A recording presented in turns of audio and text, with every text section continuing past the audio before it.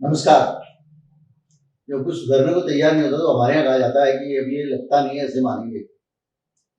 America Israel पे भी यही बात लागू हो रही है और अब इन्होंने युद्ध को एक नेक्स्ट लेवल पे धकेल दिया है और अब वहां से वापसी और मुश्किल हो जाएगी। डोनाल्ड ट्रंप की मुश्किलें बढ़ जाएंगी, डोनाल्ड ट्रंप की परेशानियां बढ़ जाएंगी। हुआ यह है कि अब युद्ध एक खतरनाक मोड़ पे जा चुका है जहां से वापसी अब मुश्किल होगी। अब अमेरिका बातचीत के जरिए रास्ता निकालने की भी बात सोच नहीं सकता है। ईरान ने अब एक और सीमा पार करके आगे कदम बढ़ा दिया है। अब बहुत सारी मुश्किलें अमेरिका, इजराइल, सऊदी अरबिया और यूएई की बढ़ने वाली है। क्यों बढ़ेंगी, कैसे बढ़ेंगी और इन मुश्किलों के साथ में मुश्किल हमारी भारत के लोगों की कितनी गुना बढ़ जाएगी, किस तरह हम संकट में पड़ने वाले हैं, इस सब पे आज बात करेंगे। हम ये जानना चाहेंगे और ये जानने की कोशिश करेंगे तथ्यों के आधार पे कि ये वॉर अब किस दिशा में जा सकती है। इस वॉर को दोबारा से इस शांत होते तालाब में कंकड़ किसने और क्यों मारा, और अब कंकड़ मारा है तो अंदर से क्या निकल के आने वाला है, गॉडजिला निकलेगा, क्या निकलेगा। बहुत सारी सिचुएशन है, सरल भाषा में समझेंगे। मैं हूं ब्रजेश वशिष्ठ और आप देख रहे हैं नॉकिंग न्यूज का यूट्यूब चैनल। सब्सक्राइब कर लीजिए, शेयर कीजिए, क्योंकि ऐसा करके आप इंफॉर्मेशन को मिस नहीं करेंगे।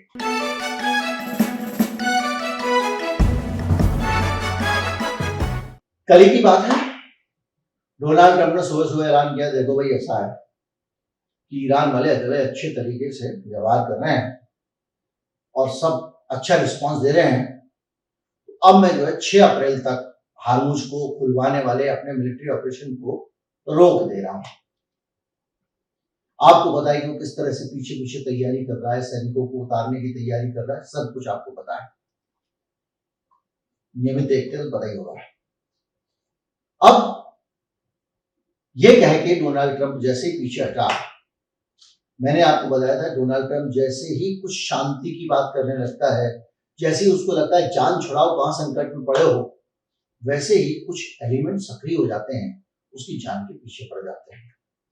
द इंडिपेंडेंट एक अखबार है, लंदन से प्रकाशित होता है, उसमें एक बेहतरीन एनालिसिस छपा है। उस एनालिसिस में उन्होंने लिखा है कि कैसे नेतन्याहू ने ट्रंप को उल्लू बना के इस युद्ध में खींचा घसीटा।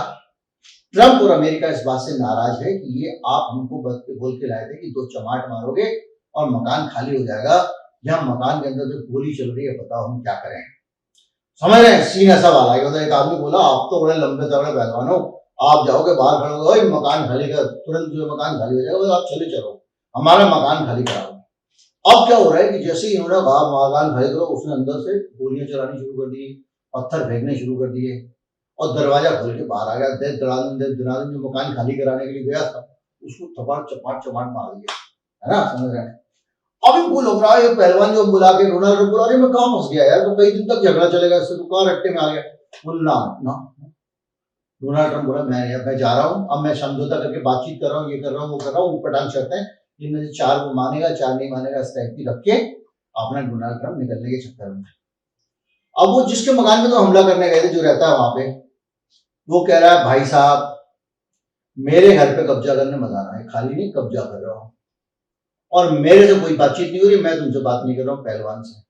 अब इनको लग रहा है जो नीचे खड़े हुए थे चिमिंग टाइम के, अब इनको लग रहा है यार मैंने तो पंगा ले लिया, अब जो पहलवान हम बुला के लगे चला गया तो और बुरी तरह कूटेंगे, है ना।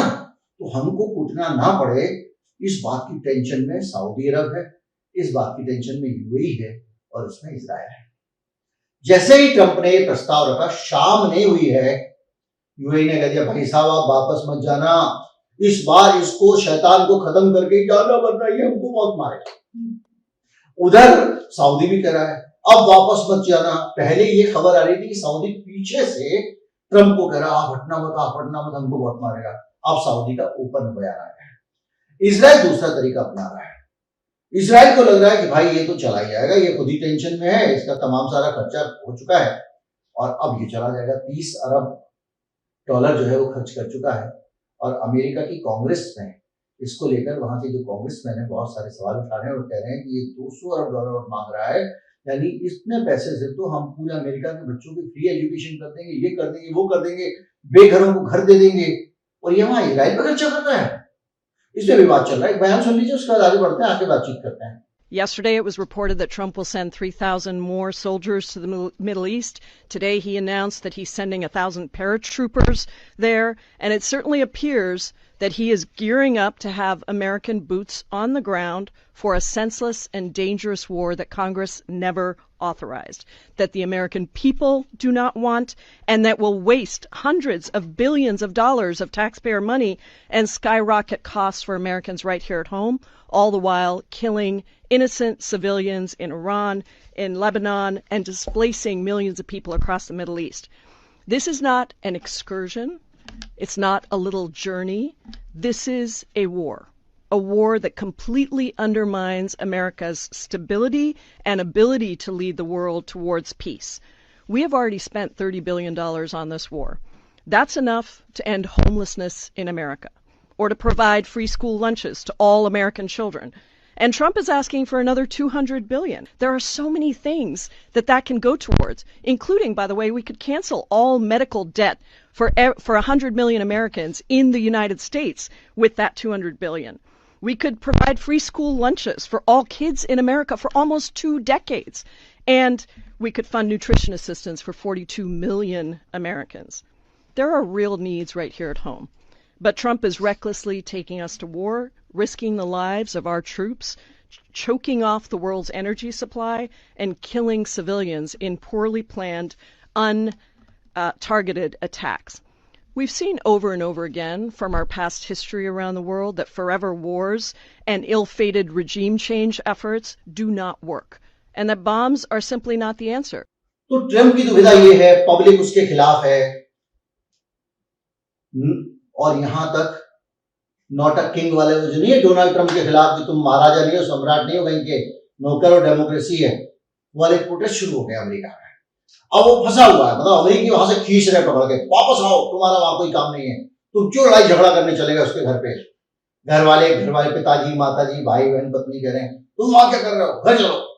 अब डोनाल्ड ट्रम्प बाबू वहां खड़े हुए हैं, जैसे ही घर से निकलने लगता है वो पकड़ के खींचने लगते हैं। इसराइल दूसरी तरह की बदमाशी करता है, ये देखता है कि अभी थोड़ा सा शांति हो रही है, तो ये जो पहलवान हम बुला के लाए थे, कह रहा चलो शांति हो गई, मैं निकलता हूँ, तो ऐसा नहीं करना। तो ये उठा के 2-3 पत्थर फेंकता है सामने वाले घर पे, उधर पत्थर फेंकते हैं, फिर वहां से पत्थर आने शुरू हो जाते हैं। फिर डोनाल्ड ट्रम्प को लगता है नहीं जाना नहीं भाई, बहुत खतरनाक है। और ये एग्जैक्टली यही हुआ है। कल सुबह डोनाल्ड ट्रम्प ने ऐलान किया, शाम होते होते सऊदी अरब के और यूएई के बयान तो आ ही गए, साथ ही साथ ईरान के ऊपर इन्होंने बहुत सारे घटिया टाइप के हमले कर दिए। किसने कर दिए? इजराइल ने। खुजिस्तान स्टील कंपनी दुनिया की गिनी चुनी उन कंपनियों में से है जो स्टील में चैंपियन है, एंड टू एंड सॉल्यूशन देती है, यानी खनिज से लेके और अंतिम प्रोडक्ट तक बनाती है। ऐसी स्टील कंपनियां बहुत कम है। कोई स्टील कंपनी है तो वो कबाड़े से निकालती रहती है, कोई स्टील कंपनी है वो, लेकिन ये पूरी कंप्लीट है। टेक्नोलॉजी के मामले में उसकी बड़ी इज्जत थी ईरान में। अब उसके ऊपर बम गिरा दिया आपने, यार उससे क्या मतलब था? आपको गिरा दिया क्यों? क्योंकि मैं गिराऊंगा तो वो भी गिराएंगे। सिर्फ वही नहीं है, उसके अलावा ये अजवा इलाके में थी, इसके अलावा वो अजवा का खजूर आपने सुना होगा ना, आजकल रमजान है उस जगह पे। और मुबारके स्टील कंपनी जो है वो इस्फहान में थी, वहां पर भी इन्होंने 15 घायल हुए, 1 की मौत हो गई। ये सिविलियंस को बहुत मार है।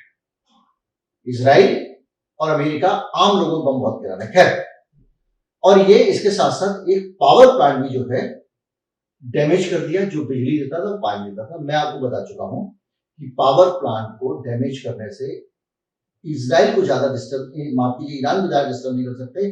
15,000 बिजली घर है पूरे ईरान में, छोटे छोटे, इसलिए 1 कर दो 2 कर दो कुछ नहीं होता। लेकिन अब ईरान ने आज रात को, जब आप सुबह देख रहे होंगे, तो हो सकता है कई बिजली घर उड़ गया हो, इजराइल के, सऊदी के या कतर के या जिसके भी। क्यों? क्योंकि इस हमले के बाद में वो भी रिटेलिएट करेगा। अभी तक ईरान की नीति यही रही है, अगर वहां से आएगा तो हम वही कर देंगे इनके साथ। खैर, इसके साथ साथ पावर प्लांट और सिविलियन न्यूक्लियर साइट पे भी हमला किया है, जहां पे बिजली बनती थी, युद्ध की वाला न्यूक्लियर साइट थी, उस पर भी हमला कर दिया है। इंटरनेशनल एटॉमिक एनर्जी एजेंसी, जो कि निगरानी के लिए ईरान ने खोल रखा है अपने यहाँ की एटॉमिक सुविधाओं को। पाकिस्तान ने नहीं खोला, इजराइल ने नहीं खोला, ईरान ने खोल रखा है। तो ये वहां पर जो है रेडिएशन हुआ नहीं हुआ इसका वो बता रहे। कुल मिला के अब ये हालत हो गया। अगर आप किसी के न्यूक्लियर प्लांट पे, किसी की इंडस्ट्रियल फैसिलिटी पे, सब जगह पे करोगे तो क्या होगा? जवाब मिलेगा। ईरान ने कहा कि हम इनका तो करना है तो करेंगे, एक काम है। उसने क्या किया, सुल्तान एयरबेस है, उसके ऊपर इन्होंने अपने जुगाड़ रखे हुए थे। जुगाड़ किस तरह के?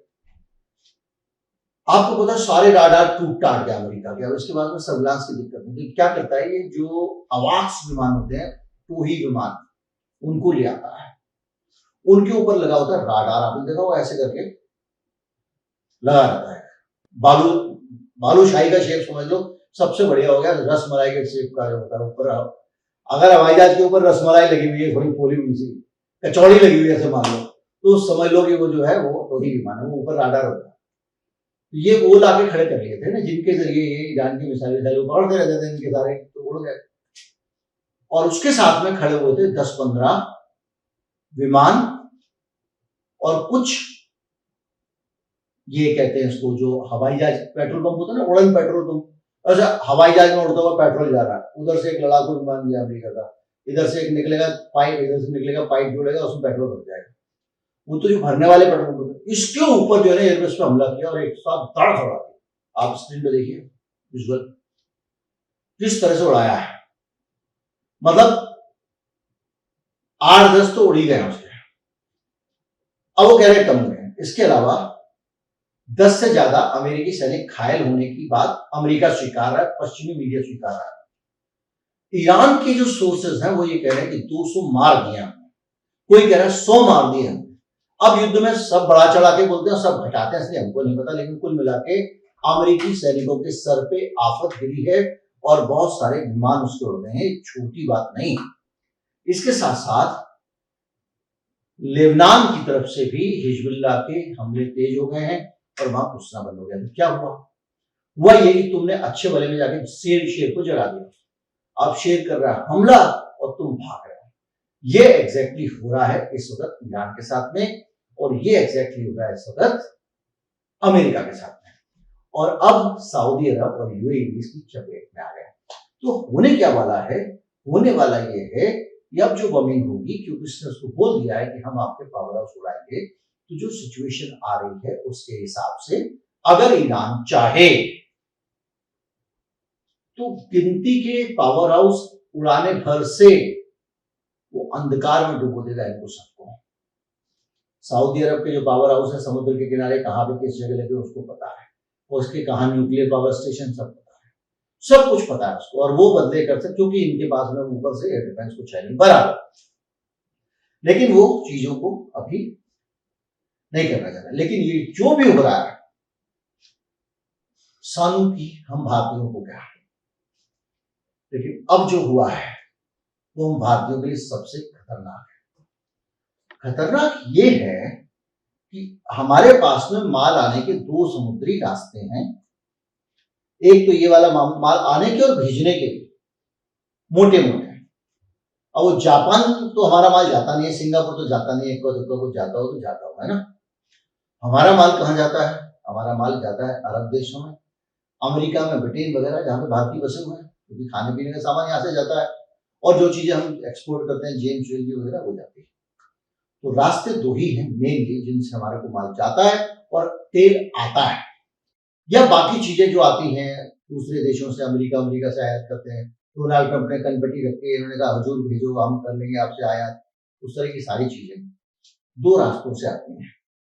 एक तो हरमुज स्ट्रेट, जिसमें बहुत चर्चा हो रही है, वहां से तेल आता है इन अरब देशों का, तो वो तो बंद है ही। एक और दूसरा रास्ता है, वो रास्ता है वहां से एकदम इजराइल के, वहां से स्वेज नहर से पार करके, मतलब सुएज नहर आती है मिस्र के अंडर में, एक तरफ मिस्र है, दूसरी तरफ मिस्र है, उसके आगे जाके इजराइल है, उसके उत्तर में। वहां से सुएज नहर से जहाज आते हैं, वो जहाज वहां से होके लाल सागर में आते हैं, लाल सागर से बंगाल की खाड़ी में आते हैं। इधर हार्मुज स्ट्रेट से भी जो माफ कीजिए अरब अरब अरब की खाड़ी में आते हैं, और उधर से भी ये दोनों आके एक जगह पे हिंद महासागर में आ जाते हैं। यानी इधर से आएगा तो भी हिंद महासागर में, इधर से आएगा तो हिंद महासागर में। हरमुज बंद हो गया था तो दूसरा रास्ता हमारे पास था। अब जो दूसरा रास्ता है उस रास्ते को डिस्टर्ब करने की ताकत रखता है यमन का हूती। हूती मतलब यमन जो देश है उसका ऊपर का आधा हिस्सा और उसकी राजधानी इनके ही कब्जे में है। ये लड़ाते हैं, रेजिस्टेंस फोर्स है, ईरान से जुड़े हुए। हूती ने एक्टिवली लड़ाई में कदम रख दिया है और इजराइल के ऊपर एक मिसाइल मार दी। अब कल जो सिचुएशन होने वाली है वो ये होने वाली है कि हूती के ऊपर रिटेलिएशन में कुछ हमला अमेरिका या इजराइल करेगा, पहली चीज। दूसरा, इजराइल के ऊपर या सऊदी के ऊपर या यूएई के ऊपर या कतर के ऊपर ईरान के कुछ और हमले होंगे। और सबसे खतरनाक चीज, ये जो इलाका है जो हमारे पास दूसरा अकेला रूट बचा था, इस रूट को हूती पहले बंद कर चुके हैं सक्सेसफुली। कब? गाजा के लोगों के समर्थन में। अमेरिका के माल की आवाजाही रुक गई थी और अमेरिका के जो मित्र देश हैं उनके जहाज भी नहीं आते थे। वही समस्याएं जो हरमुज में आ रही हैं, कोई इंश्योरेंस करने को तैयार नहीं, और जहाज घूम के आने लगे थे पूरे अफ्रीका का चक्कर लगा के, जो 2500 किलोमीटर एक्स्ट्रा लंबा रूट है। अब आप चीज को समझिए। एक रास्ता उस वक्त जब इन्होंने बंद किया था लाल सागर को, तो आपके पास हरमुज वाला रास्ता बचा हुआ था। अभी क्या हो रहा है कि हरमुज पहले ही बंद है और हूती लाल सागर को ब्लॉक कर देते हैं, तो समस्या नेक्स्ट लेवल पे पहुंच जाए। दूसरी और भी खतरनाक समस्या, वो समस्या इस माल की सप्लाई से भी ज्यादा खतरनाक है। माल की समस्या तो है ही, तेल नहीं मिलेगा तो कैसे काम चलेगा भाई, गैस नहीं मिलेगा तो कैसे काम चलेगा, बहुत सारी चीजें। लेकिन उससे भी ज्यादा खतरनाक जो एक नई नई बीमारी दुनिया ने पाली है, और उस बीमारी दुनिया बीमारी पे निर्भर हो गई है, वो है इंटरनेट। ना दफ्तर काम करते बगैर इंटरनेट के, ना आदमी काम करता बगैर इंटरनेट के, ना सामान आता बगैर इंटरनेट के, सब कुछ इंटरनेट पे निर्भर है। इंटरनेट भारत तक पहुंचने के भी दो ही रास्ते हैं। एक रेड सी है, बीच में रेड सी में कुछ इंटरनेट की केबल उड़ा दी थी हूती ने, अंदर घुस के समंदर में, तो तबाही मच गई थी। हार्मुज से भी इंटरनेट के तार आते हैं। अभी हाल में आपने खबरें पढ़ी होंगी, ईरान इंटरनेट को डिस्टर्ब करना चाहता है। हार्मुज से जो इंटरनेट है वो यूएई में जाती है, और यूएई में दुनिया के बहुत सारे बड़े बड़े कंपनियों के डाटा सेंटर लगे हो, चाहे गूगल का हो या इसका हो उसका हो वगैरह। तो जो पूरा का पूरा डाटा का संचार है, यूरोप से जो होता है वो सुएज नहर से होता है, और इस इलाके से जो होता है वो यहां से होता है। जहां जहां इंटरनेट के हब है वहां वहां तो रास्ता हो गए। इन रास्तों को अगर इंटरनेट के कनेक्शन कट होते, जिनकी संभावना सब लोग दिखा रहे हैं, तो सिचुएशन बहुत खतरनाक होने वाली है। और वो सिचुएशन इसलिए खतरनाक होगी कि भैया आप यूपीआई कर रहे हो, इंटरनेट नहीं कैसे करोगे? आप बैंक को चेक कैसे करोगे? बैंक में पैसे जमा हुए, अभी तो एक खाते में एक ब्रांच में जमा करो, दूसरी जगह खर्च से पहुंच जाता। पुराना जमाना तो रहा नहीं कि वो एक ब्रांच के पैसे एक नहीं रहेंगे। तो सब कुछ इंटरनेट से हो रहा है। आपके सारे के सारे कम्युनिकेशन इंटरनेट से हो रहे हैं। आप व्हाट्सएप पे काम करते हो, जितना जो हम लोग यूट्यूब पे बात कर रहे हैं, इन सब चीजों पे खतरा आ गया। अगर पूरी तरह ठप हो रहा है तो बहुत मुश्किल है, लेकिन स्लो तो ही जाएंगे। तो ये हूती के आने के बाद जो एक अल्टरनेट रूट था, उस रूट पे भी खतरा आ गया। यानी युद्ध बहुत खतरनाक लेवल पे पहुंच गया है। और युद्ध खतरनाक लेवल पे पहुंचने का मतलब यह है कि ट्रंप पे दबाव भी बढ़ गया है। ट्रंप पे दबाव बढ़ने का मतलब यह है कि ये जो चंगू मंगू है ट्रंप के, ये अब ट्रंप को घसीटे रखने के लिए ज्यादा बड़े हमले करेंगे। ज्यादा बड़े हमले करेंगे तो ईरान का जवाब भी बड़ा वाला होगा। यानी ये घमासान हर तरफ से बढ़ता चला जाएगा और इसके रुकने के चांसेस दूर तक दिखाई नहीं दे रहे हैं। तो कल तक जो पूरी तरह से यही होता है युद्ध, हारे थके हुए हालत में आ गए थे, वो देश भी लग रहा है कि हम ही क्यों डूबे हैं, हम नहीं पिटेंगे, पिटना ही इस अमेरिका को भी चाहिए ताकि ये लोगों के सामने हंस ना सके। वो था ना एक आदमी को पीटा तो बोले तो उसको भी पीट के देखा, उसको भी पूरी फैमिली को पिटवा दिया, बोले अभी हम इसको घर जाके हंसेंगे नहीं। उस तरह की सीन है। मतलब हम तो डूबेंगे जरा, हम तेरे को भी लेकर डूबेंगे। हम अकेले क्यों पिटे, अमेरिका तो भी पिट। अमेरिका कह रहा है, मैंने आपको बताया कि पूरे एनालिसिस आगे छपे हुए हैं, भैया हमको क्यों फंसा रहे, हमसे क्या मतलब है। तो सीन खतरनाक हो चुका है। सरल तरीके से आप समझ गए होंगे कि आपके घर तक माल लाने वाले दो पुल थे। आप नदी के इस पार रहते हो, नदी के उस पार से माल आता था और माल जाता था। वो दोनों ही पुल, भाई पानी के ऊपर से पुल जाता है और अगर रास्ता पानी का हो तो जमीन के बीच में से पुल जाता है। मतलब पानी ये जाता है जलगमरूबद्ध, यानी जो जलमार्ग हो गया जमीन के बीच में, ये वो बंद हो गए हैं। और अगर ये पानी होता तो पुल एक से दूसरी जगह को जोड़ते हैं। समझ लीजिए दो पुल टूट गए हैं या नष्ट हो गए हैं या उसको किसी ने रोक दिया, इस पुल से कोई नहीं गुजरेगा। तो अब ऐसी स्थिति में आपके यहाँ ना तो माल आएगा ना आपके यहाँ से वहां माल जाएगा। और अगर आपकी बिजली की लाइन घुसा रही है उसी पुल से कोई काट दे तो क्या होगा। इतना सरल तरीके से आप ये जान लीजिए कि हम लोग एक बड़ी मुसीबत के मुहाने पे खड़े हुए हैं। अमेरिका और इजराइल को गलती मान के पीछे हट जाना चाहिए, इसी में इनकी बुराई है भलाई है। और रहा सवाल ईरान का, तो ईरान का कहीं कोई एग्रेशन का ऐसा रिकॉर्ड नहीं दिखता है कि इसने दूसरे देशों पे धौंस जमाई है और अपनी आत्मरक्षा के लिए उसने मजबूत तैयारी की है। इसके लिए बधाई का पात्र है। उम्मीद करता हूं कि वीडियो आपको अच्छा लगा होगा, जानकारी पर लगा होगा। ज्यादा से ज्यादा लोगों तक पहुंचाएं, शेयर करें, चैनल को सब्सक्राइब कर लें। नमस्कार, जय हिंद।